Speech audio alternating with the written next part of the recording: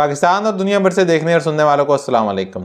इस वीडियो में बात करेंगे पाकिस्तान क्रिकेट टीम के जवाल की, मगर उससे पहले कुछ खबरें हैं मजीद अदालतों से, वो आपके सामने रख देते हैं। पाकिस्तान में इस वक्त दो कवानीन चल रहे हैं। एक कानून तहरीक इंसाफ और इमरान खान साहब के लिए है, जो कि बहुत ज़्यादा सख्त है, जो कि छोटी छोटी गलती के ऊपर आपको पकड़ता है और सज़ा देता है, और आपके लिए लंबी लंबी तारीखें पड़ती हैं और आपके ज़मानतों के ऊपर फ़ैसले महफूज हो जाते हैं जो कि सुनाए नहीं जाते। जबकि दूसरा कानून नून लीग और शरीफ ख़ानदान के लिए है, जो कि हर तरह की सहूलत कारी दे रहा है, जो कि शरीफ ख़ानदान के आगे झुका हुआ है, जो कि एयरपोर्ट पर भी जाकर शरीफ ख़ानदान की सहूलत कारी करता है, जो कि मुजरिम होते हुए भी अदालत में सिलेंडर किए बगैर उनको ज़मानतें भी मिल जाती हैं। तो ये कानून इस वक्त जो है वो नवाज़ शरीफ साहब के लिए है। एहतसाब अदालत में आज नवाज़ शरीफ साहब पेश हुए, अब इस्लामाबाद हाई कोर्ट में भी पेश हो चुके हैं। रिलीफ उनको हर जगह से मिलता जा रहा है और वो उनको मिलना ही है, क्योंकि वो डील के ज़रिए गए थे और डील के ज़रिए ही वापस आए हैं। पहली डील उनकी बाहर जाने की थी, दूसरी डील उनकी वज़ीर आज़म बनने की है। जिनको उन्होंने डील दी है वो पूरी सहूलत कारी दे रहे हैं। तो पाकिस्तान के अंदर इस वक्त अगर आपको अदालतों पर कुछ ज़्यादा एतमाद है तो मेरा ख्याल है कि वो गलत फहमी का हम शिकार ही होंगे, या ख़ुद को तसल्लियाँ देने वाली बात है। अदालतें जिस तरह से कर रही हैं, जो कुछ वो कर रही हैं इमरान खान के साथ, और जिस तरह से वो रिलीफ दे रही हैं इस वक्त एक इश्तिहारी मुजरिम को, उससे बहुत सारी चीज़ें बेनकाब हो जाती हैं। इंडिविजुअली कोई शख्स पर्सनल अपनी कैपेसिटी के अंदर कोई जज अच्छा हो, अच्छे फैसले दे, जो कि बहुत सारे जजेस देते भी हैं, वो एक अलग बात है। मगर जब इस तरह के हाई प्रोफाइल केसेस होते हैं तो उनको चुनकर अपनी मर्जी के जजेस के पास लगाया जाता है। जैसे कि आप जानते हैं कि इमरान खान साहब का जो भी मामला इस्लामाबाद हाई कोर्ट के अंदर जाता है तो वो chief justice Islamabad high court Aamir Farooq साहब अपने पास ही लगाते हैं। हालांकि इमरान खान साहब कई बार उन पर अदम एतमाद कर चुके हैं, उन्हें कह चुके हैं कि 8 दीगर जजेस हैं इस्लामाबाद हाई कोर्ट के, किसी भी जज के पास मेरा केस लगा दें, आप मेरा केस ना सुने। मगर आमिर फारूक साहब के पास खुना के ये इख्तियार है कि वो केस खुद सुने या किसी और के पास लगाएं, तो वो हर केस इमरान खान साहब का अपने पास ही लगाते हैं, चाहे जितनी मर्जी उनके ऊपर तनकीद हो। बेशर्मी की इंतहा है ये कि आपके ऊपर एक मुलजिम जो है वो एतराज़ कर रहा है कि आप मेरा केस ना सुने, आप फिर भी सुन रहे हैं। बहरहाल ये पाकिस्तान है, इसके अंदर ये चीज़ें चलती हैं। दूसरी जानिब आप जानते हैं कि कल फैसला आया है सुप्रीम कोर्ट ऑफ पाकिस्तान से, जो इस वक्त ट्रायल चल रहे हैं सिविलियंस के फ़ौजी अदालतों में, उनके ख़िलाफ़, और उन ट्रायल को कालअदम करार दिया गया है और उनको सबको जो है वो आम अदालतों में पेश करने की, दहशतगर्दी की अदालतों में गालबन वो पेश होंगे। खुसूसी अदालतें दहशतगर्दी की जो बनाई गई हैं तो उनमें पेश करने का हुक्म जारी हुआ है सुप्रीम कोर्ट से। अभी तक तो वहाँ से कोई अपडेट नहीं आई कि उन 103 मुलजिमान को कहीं पेश किया गया या नहीं किया गया। बहरहाल सुप्रीम कोर्ट से ये फैसला आ चुका है। अब इस फैसले के अंदर अमल दरामद होता है या नहीं होता, ये तो हमें 1-2 दिन में नज़र आ जाएगा। क्या इसके ऊपर नज़रसानी की अपील होती है तो क्या होगा, क्योंकि अब जब प्रैक्टिस एंड प्रोसीजर एक्ट जो है वो नाफिजुल अमल हो चुका है तो इसके अंदर अपील का हक जो है वो भी हासिल है, बिल्कुल अपील भी इसके अंदर जा सकती है। अब आपको एक बात याद होनी चाहिए कि ये बेंच जो पहला बेंच बना था, ये बनाया था उमर अता बंदयाल साहब ने, 9 रुकनी बेंच था, जिसके अंदर जस्टिस काजी फैज़ ईसा साहब उस वक्त एक 26 मिनट की तकरीर करके उस बेंच से अलग हो गए थे। उनके पीछे ही फिर सरदार तारिक मसूद साहब जो हैं वो भी अलग हो गए थे, और फिर ये 7 रुकनी बेंच बन गया था, जिसके अंदर जस्टिस मंसूर अली शाह के ऊपर पहले, हालांकि उन्होंने पूछा भी कि मेरे ऊपर कोई एतराज़ है, तो किसी ने एतराज़ नहीं किया, मगर बाद में जस्टिस मंसूर अली शाह पर अटार्नी जनरल ने आकर एतराज़ कर दिया कि हुकूमत आपके ऊपर एतराज़ कर रही है। कोना के दरख्वास्त गुजार साबिक chief justice Jawad S Khawaja साहब जो हैं उनसे कोई रिश्तेदारी है गालबन जस्टिस मंसूर अली शाह साहब की, तो इस वजह से उनको ऊपर एतराज़ हुआ, फिर वो बेंच से अलग हो गए। अब इधर आप देखें कि आमिर फारूक साहब के ऊपर कितनी दफ़ा एतराज़ इमरान खान साहब ने दिया, वो अलग नहीं होते, वो बल्कि उनके नए केसेस भी अपने पास लगाते हैं। जबकि जस्टिस मंसूर अली शाह फिर उस बेंच से उठ गए थे। फिर पीछे 6 रुकनी ये बेंच बचा था, जिन्होंने इस वक्त जो है अटार्नी जनरल ने वहाँ पर यकीन दहानी करवाई थी कि जब भी वहाँ पर ट्रायल शुरू होंगे तो आपको बताया जाएगा, आपकी इलम में लाए बगैर ट्रायल शुरू नहीं होंगे, मगर ट्रायल शुरू हो चुके थे। अब फिर दोबारा जब वो बेंच बना तो उमर अता बंदयाल साहब रिटायर हो चुके हैं, तो फिर वही पीछे जो 5 जजेस बच गए थे उन्होंने ये केस सुना। अब इसके अंदर नज़रसानी की प्रैक्टिस एंड प्रोसीजर एक्ट के बाद जो एक अपील का हक हासिल है, हुकूमत जो है वो अपील में जा सकती है।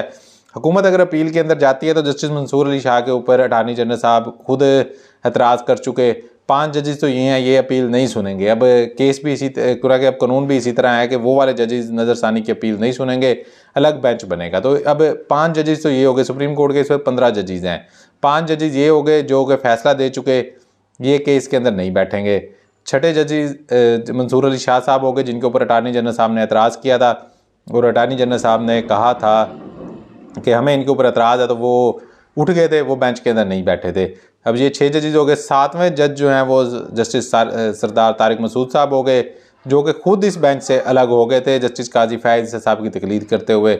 और 8वें जज हो गए जस्टिस काजी फैज़ ईसा साहब, जो कि खुद को उन्होंने इस बेंच से पहले ही अलग कर लिया था। अगर उन्होंने पहले अलग कर लिया तो अब क्या वो इस बेंच का हिस्सा होंगे? तो पीछे बकाया के जो 7 जज बनते हैं उनके ऊपर ये नज़रसानी की अपील जो है वो दायर हो सकती है, और वो नज़रसानी की अपील वो बाकी जो इन 8 जजेस के अलावा, जिसके अंदर 5 रुकनी ये बेंच जिन्होंने एक केस सुना, जस्टिस जमाल मंदोखेल साहब हो गए, उनके अंदर justice Ijazul Hasan, justice Munib Akhtar, justice Ayesha Malik और जस्टिस मुज़ाहिर अली अकबर नकवी। उसके बाद जस्टिस मंसूर अली शाह, जिनके ऊपर अटार्नी जनरल का एतराज़ था, जस्टिस सरदार तारिक मसूद साहब, जो कि खुद इस बेंच से अलग हो गए थे, और जस्टिस काजी फैज़ ईसा साहब, जो कि खुद इस बेंच से अलग हो गए थे। बाकी के जो 7 सुप्रीम कोर्ट के जज बचते हैं, क्या उनके ऊपर ये बेंच बन सकता है अगर किसी ने नज़रसानी की अपील दायर की तो? मगर काजी फैज़ ईसा साहब के पास इख्तियार है, वो चाहें तो दोबारा बैठ भी सकते हैं। वैसे नज़र जो आता है कि मेरा ख्याल है कि जस्टिस काजी फैज़ ईसा साहब को नहीं बैठना चाहिए, क्योंकि वो पहले इस बेंच से अलग हो चुके हैं। तो बाकी जो 7 जजेस बचते हैं वो इसके ऊपर कोई फ़ैसला अगर देना चाहे तो दे दें। बहरहाल अभी फ़िलहाल तक ना तो उन लोगों को कहीं हमें कोई ऐसी खबर मिली है कि उनको कोई रिलीफ मिला हो, जो ट्रायल जिनके चल रहे हैं फौजी अदालतों में, उनको जो है पुलिस के हवाले या आर्म फोर्सेस के हवाले कर दिया गया हो, ऐसी कोई खबर अभी तक नहीं आई। अच्छा, दूसरी जानिब पंजाब हुकूमत ने नवाज शरीफ को ज़मानत नहीं दे सकती थी, मगर उन्होंने ज़मानत दे दी है। 2 दिसंबर 2020 के नवाज शरीफ के मफरूर इश्तिहारी करार देने को इस्लामाबाद हाई कोर्ट के हुक्म में वाज़ेह लिखा हुआ है कि पंजाब हुकूमत ने नवाज शरीफ की ज़मानत में तोसीह की दरख्वास्त मुस्तरद कर दी। पंजाब हुकूमत के पास, हालांकि उस वक्त PTI की हुकूमत थी, तो नवाज शरीफ की तरफ से एक और दरख्वास्त आई होगी कि 8 हफ्ते का या 4 हफ्ते का रिलीफ था, तो इसमें कुछ इजाफा कर दिया जाए, तो उसमें PTI की हुकूमत ने वो रद्द कर दी थी। पंजाब हुकूमत के पास नज़रसानी का कोई इख्तियार नहीं है। दूसरी बात यह है कि नवाज शरीफ को मेडिकल ग्राउंड पर ज़मानत मिल ही नहीं सकती, क्योंकि सरकारी मेडिकल बोर्ड का कोई रिकॉर्ड मौजूद नहीं है, कोई उन्होंने रिकॉर्ड तो पेश ही नहीं ना किया। और नवाज शरीफ साहब अगर बीमार थे तो वो काफ़ी अरसे से, आप जानते हैं कि सऊदी अरब, दुबई और इधर उधर जा रहे हैं, घूम रहे हैं, पाकिस्तान के अंदर आए हैं, यहाँ पर उन्होंने मीनार पाकिस्तान के ऊपर तकरीर किया, तो बीमार वो कहाँ से हैं? अच्छा जी, कुछ और ममालिक में कश्तियों में भी सैरे वो करते रहे। नून लीग वालों के बयान मौजूद हैं कि नवाज शरीफ की वापसी ना आने की वजह रिस्क फैक्टर 0 होना है और गारंटी ना मिलना है। यानी कि ये आप जानते हैं, राना सनावला, ख्वाजा आसिफ वगैरह ये बातें करते रहे हैं कि अब, बल्कि मरीम नवाज़ कहती रही हैं ना कि आप मुझे गारंटी दें तो मैं अभी उनको बुलवा लेती हूँ। यानी कि बीमारी तो नहीं थी, बस उनको गारंटियाँ चाहिए थी, वो मिल गई उनको। इमरान खान की गाड़ी को इस्लामाबाद हाई कोर्ट के अहाते में दाखिल नहीं होने दिया जाता था। उनको कहा जाता था पहले पिम्स का जो है वो सरकारी आप जो मेडिकल रिपोर्ट लेकर आए, मगर नवाज शरीफ साहब की गाड़ी चली भी गई है और सारा कुछ हो रहा है, उनको जाली मेडिकल रिपोर्टों के ऊपर रिलीफ भी मिल रहा है। तो ये हो रहा है। दूसरी जानिब आप जानते हैं कि इमरान खान साहब के ऊपर वो खतून धमकी केस वाला भी अभी तक मामला चल रहा है, और नवाज शरीफ साहब को हर जगह से रिलीफ मिल रहा है।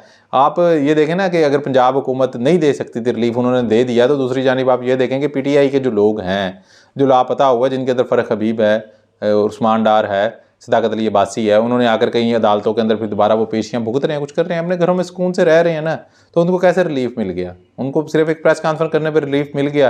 अगर उनको प्रेस कॉन्फ्रेंस करने पर रिलीफ मिल सकता है तो फिर नवाज शरीफ साहब को भी इस तरह रिलीफ मिल सकता है। तो ये पाकिस्तान का कानून 129वें नंबर पर ऐसे ही नहीं है। हम कुछ तो होगा ना पीछे, कुछ तो हमारी हरकतें होंगी ना कि हमें जो है रैंकिंग के अंदर 129वें नंबर पर इसलिए रखा गया हमारी अदलिया को, कुछ तो उनके कारनामे ऐसे होंगे ना, और वो कारनामे हमारे सामने हैं। मैं सोच रहा था यार 129वें पर है, हमें तो 140वें पर होना चाहिए था, जिस तरह की हमारे सूरत हाल है।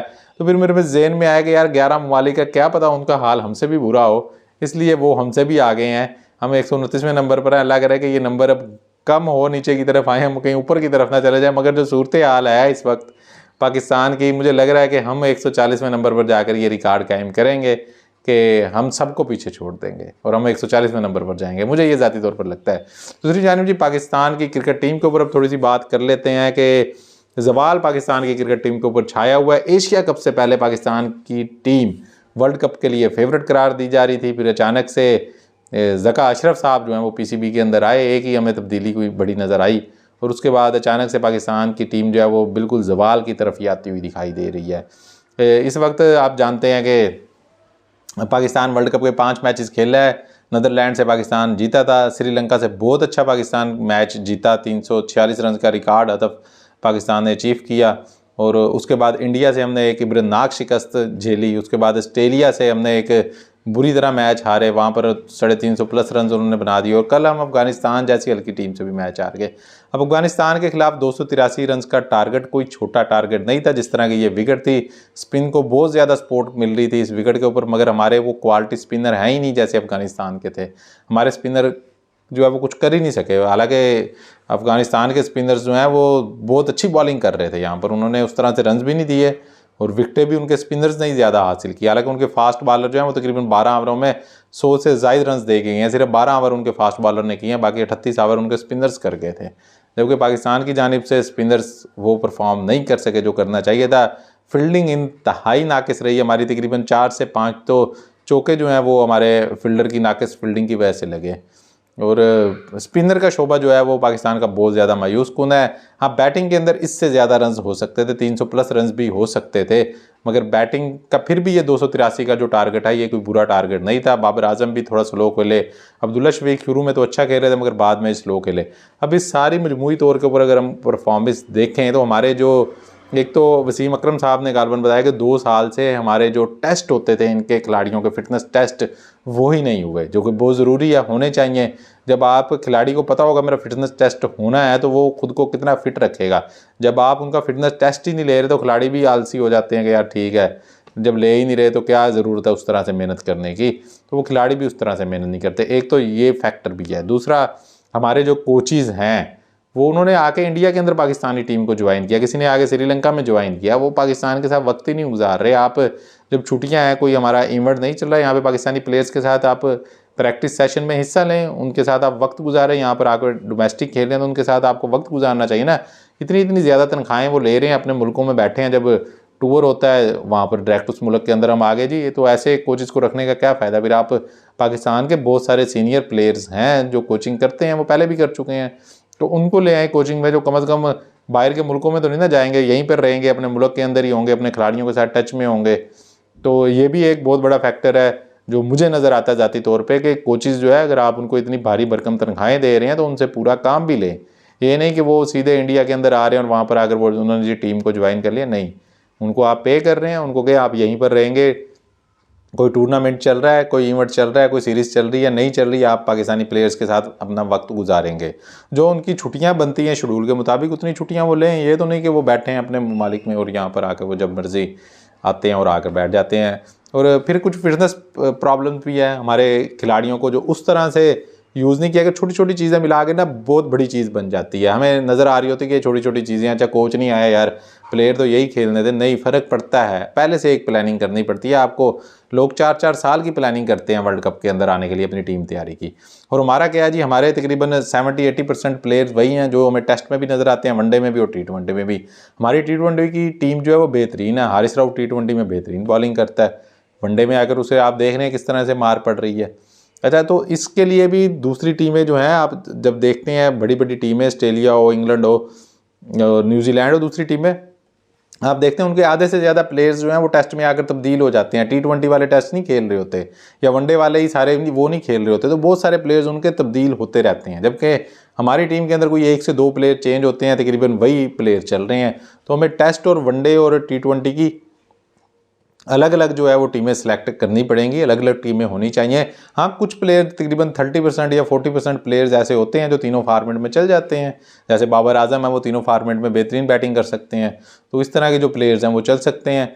तो ऐसा नहीं हो सकता कि आप जो है वो एक ही प्लेयर को T20 भी खिलवा दें और टेस्ट भी उसी से खिलवाएं, वनडे भी उससे खिलवाएं, फिर प्लेयर के ऊपर बोझ ज़्यादा पड़ जाता है। फिर वो उसका नतीजा ये क्या निकलता है, जैसे नसीम शाह अनफिट है, उसके बाद हमारे हसनैन भी अनफिट है, सनानुल्लाह भी अनफिट है, तो प्लेयर्स कोई देखभाल भी करनी पड़ती है ताकि वो फिट रहें। तो ये भी एक बहुत बड़ा फैक्टर है हमारे लिए कि हमारा मेन बॉलर नसीम शाह जो वो अनफिट हो गया वर्ल्ड कप से कबल, हमने उसके ऊपर वर्कलोड ही इतना ज़्यादा डाल दिया कि वो बेचारा अनफिट ही हो गया।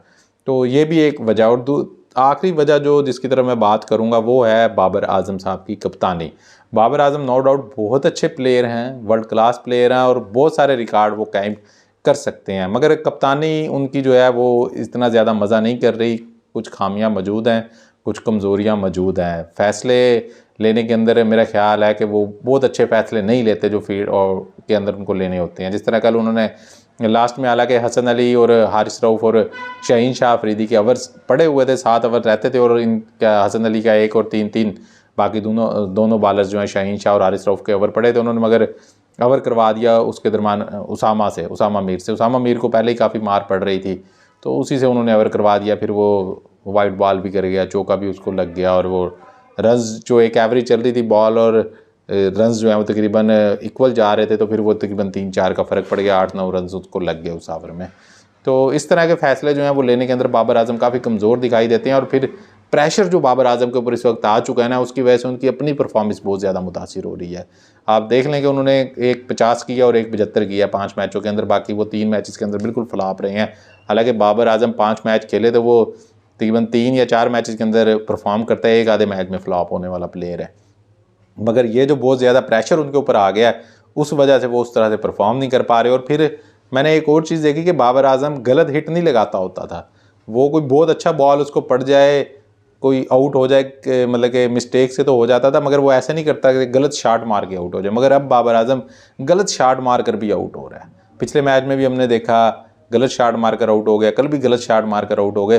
तो अब वो इस तरफ भी जा रहा है। वो जब प्रेशर होता है ना बंदे के ऊपर बहुत ज़्यादा, यार रन्स नहीं बन रहे, प्रेशर हो रहा है, तो फिर वो बंदा उल्टी सीधी भी घुमाने की कोशिश करता है, तो उसके अंदर फिर बाबर आजम साहब जो है वो आउट हो रहे हैं। तो मेरा ख्याल है कि बाबर आजम को स्टेप डाउन कर देना चाहिए रज़ाकराना तौर पर। वर्ल्ड कप तक तो वो रहें, वर्ल्ड कप के बाद आगे वो रज़ाकराना तौर के ऊपर स्टेप डाउन करें, किसी और को मौका दे। मेरा ख्याल है कि बेस्ट ऑप्शन इस वक्त मोहम्मद रिजवान है, उनको कप्तान बनाया जाए और बाबर आजम बतौर प्लेयर खेलें और इंशाल्लाह वो बड़े रिकॉर्ड, वो बड़ा प्लेयर है, वो बड़े रिकॉर्ड लगाएगा। जिस तरह आप विराट कोहली को देखें ना, कप्तान था, उसने स्टेप डाउन किया, अब उसकी परफॉर्मेंस देख लें, उसकी बहुत बेहतर हो गई है परफॉर्मेंस। हालांकि पिछले कोई 1.5-2 साल वो परफॉर्म नहीं कर सका अच्छे तरीके से, मगर अब दोबारा वो फॉर्म में आ गया है। तो वो जो प्रेशर है ना अपने ऊपर कप्तानी वाला बाबर आजम की, मेरा ख्याल है वो बाबर आजम अगर उस प्रेशर से बाहर निकल आएगा, कप्तानी से अलग हो जाएगा, तो ये उसके लिए, अपने लिए बहुत बेहतर है। वो ज़्यादा परफॉर्म कर सकता है और ज़्यादा अच्छे रिकॉर्ड भी लगा सकता है, ज़्यादा लंबा अरसा क्रिकेट भी खेल सकता है। तो ये कुछ चीज़ें मुझे खामियां नज़र आ रही हैं। बहरहाल अफ़गानिस्तान से शिकस्त के बाद दिल तो टूटा है बहुत ज़्यादा और लग ऐसे रहा है कि हमारा वर्ल्ड कप तकरीबन ख़त्म ही है। अब 10% चांस है कि पाकिस्तान सेमीफाइनल तक पहुंच जाएगा। फिर वो दूसरों के कंधों पर बंदूकें रखने वाली फलां से जीत जाए, फलां से जीत जाए तो शायद हमारा कोई चांस बन जाए। वैसे इस वक्त जो सूरत हाल है, साउथ अफ्रीका बहुत अच्छी जा रही है, न्यूजीलैंड बहुत अच्छी जा रही है, इंडिया अभी तक कोई मैच नहीं हारी। तो इस सूरत हाल के अंदर जो है ऑस्ट्रेलिया को हमने खुद जगा दिया है, जो हार रही थी हमने खुद उनको फॉर्म में वापस ले आए हैं हम। मतलब कि ऑस्ट्रेलिया ने इंडिया के खिलाफ 200 का टारगेट दिया था इंडिया को और हमने उनसे जो है वो 300 कोई 65-70 रन खा लिए। उस दिन वैसे हम स्कोर चेस भी कर सकते थे, हम जा रहे थे उस जानिब, मगर नहीं कर सके। 300 रन से प्लस हमने कर भी लिया था। इफ्तिखार आउट ना होता तो शायद हम उस वक्त रन वो वाले कर लेते, मगर बहरहाल क्रिकेट है, क्रिकेट बाई चांस है, इसके अंदर कुछ भी हो सकता है। हर दिन एक दिन अगर आज आपका बुरा है तो कल अच्छा भी हो सकता है। अगला मैच हमारा साउथ अफ्रीका के खिलाफ है, दुआ गो है पाकिस्तान आने वाले सारे मैच जीते और सेमीफाइनल तक तो पहुँचे। बहरहाल देखते हैं। सूरत हाल इस वक्त बहुत ख़राब है और ये सूरत हाल सिर्फ इस वजह से ख़राब नहीं है कि पाकिस्तानी प्लेयर्स अच्छा परफॉर्म नहीं कर रहे, इसके पीछे और बहुत सारी चीज़ें हैं। और एक चीज़ और भी है जिसके ऊपर मैं बात नहीं कर सका, वो भी मैं थोड़ी सी मुख्तसर उस पर बात कर लूँ कि इंडिया के अंदर जो क्राउड है ये भी एक फैक्टर है कि आपके परचम जो है पाकिस्तान के वहाँ पर ग्राउंड के अंदर ले जाने की इजाज़त नहीं होती, पाकिस्तानी शायकीन को वहाँ पर जाने की इजाज़त नहीं होती। तो बहुत सारी ऐसी छोटी छोटी चीज़ें हैं। अगर ग्राउंड के अंदर 1.5 लाख का, मतलब 1,30,000 का क्राउड था पाकिस्तान इंडिया के मैच में और एक भी पाकिस्तानी सपोर्टर ना हो, अगर कोई हो भी सही कहीं दुबा छुपका, तो हमें कहाँ पे नज़र आएगा इतने बड़े क्राउड में। तो सारा जो है वो इंडिया को सपोर्ट कर रहा हो क्राउड, तो वो भी एक अलग किस्म का प्रेशर होता है प्लेयर्स के ऊपर। तो ये भी एक चीज़ है। और एक चीज़ और भी है कि इंडिया ने इस पूरे वर्ल्ड कप को हाईजैक किया हुआ है। वो अपनी मर्ज़ी की विकेटें बनाते हैं, ठीक है, अंपायर भी उनको बहुत ज़्यादा सपोर्ट कर रहे हैं, क्राउड भी उनकी अपनी मर्ज़ी का होता है, सारी इंतज़ामिया भी उनकी अपनी मर्ज़ी की होती है। अब ये पाकिस्तान और इंडिया अफ़गानिस्तान का मैच है, तो इसको स्पिन ट्रैक जानबूझकर इंडिया ने बनाया ताकि उनको जानते थे कि अफ़गानिस्तान के पास तगड़े स्पिनर है। अफगानिस्तान ने यहाँ पर आप जानते हैं 38 ओवर स्पिनरों से करवाए हैं। पाकिस्तान उस तरह से प्लानिंग नहीं कर सका। पाकिस्तान एक फास्ट बॉलर को बाहर करके मोहम्मद नवाज को भी खिला देता, 3 स्पिनर खिला देता, मगर अफसोस तो इस बात का कि हमारे स्पिनर उस तरह से बॉलिंग ही नहीं कर रहे। हमारे तो फास्ट बॉलर फिर भी बेहतर जा रहे हैं ना, हारिस रऊफ को मार पड़ रही है, मगर बाकी के हमारे फास्ट बॉलर जो हैं वो बेहतर जा रहे हैं स्पिनरों की निस्बत। तो एक ये स्पिन ट्रैक था, तो ये भी वो देखते हैं कि कौन सी टीम को क्या सूट कर रहा है, वो अपने हिसाब से विकेट बनाते हैं, सेटिंग करते हैं, और वो पूरा जो है वो उन्होंने हाईजैक किया हुआ है। मेरा ख्याल है कि ये एक गलत चीज़ है जिस तरह इंडिया कर रहा है। तो कल किसी और मुल्क में होगा तो फिर हर मुल्क जो है वो इस तरह से करना शुरू कर दे कि क्राउड भी उनकी मर्ज़ी का हो, इंतज़ामिया भी उनकी मर्ज़ी की हो, और उसके बाद जो है विकटें भी वो अपनी मर्ज़ी की बना लें। जी फ़लाँ टीम के अंदर अगर 2 स्पिनर हैं तो फिर हमने किस तरह से ट्रैक बनाना है, अगर उसके बाद 3 स्पिनर हैं तो फिर हमने किस तरह का ट्रैक बनाना है, उनकी बॉलिंग मजबूत है तो फिर ये जो है हम बैटिंग ट्रैक बना दें, अगर उनकी बैटिंग अच्छी है तो फिर बॉलिंग ट्रैक बना दें। तो इस तरह की चीज़ें जो हैं ये इंडिया कर रहा है, और वो साफ वाज़े तौर के ऊपर नज़र आ रहा है। अचानक किसी मैच में पता चलता है 400 बन गया, किसी मैच में पता चलता है कि 250 भी नहीं बन रहा। तो ये चीज़ें वो कर रहा है, इस वजह से हमें नज़र आ रही हैं कि ये चीज़ें वहाँ पर हो रही हैं। और फिर पाकिस्तान तो ज़ाहिर बात है कि इंडिया का दुश्मन है, और इंडिया वहाँ पर पाकिस्तानी परचम भी नहीं लेके आने देता, पाकिस्तानी स्पोर्टर्स को नहीं आने देता। तो ये एक अलग किस्म का प्रेशर जो है वो पाकिस्तानी प्लेयर्स के ऊपर यकीनी तौर के ऊपर है, जिसकी वजह से पाकिस्तानी टीम बहुत ज़्यादा दबाव का शिकार दिखाई दे रही है। मिलते हैं इंशाल्लाह अगली वीडियो में, अपना ख्याल रखिएगा, अल्लाह हाफिज़।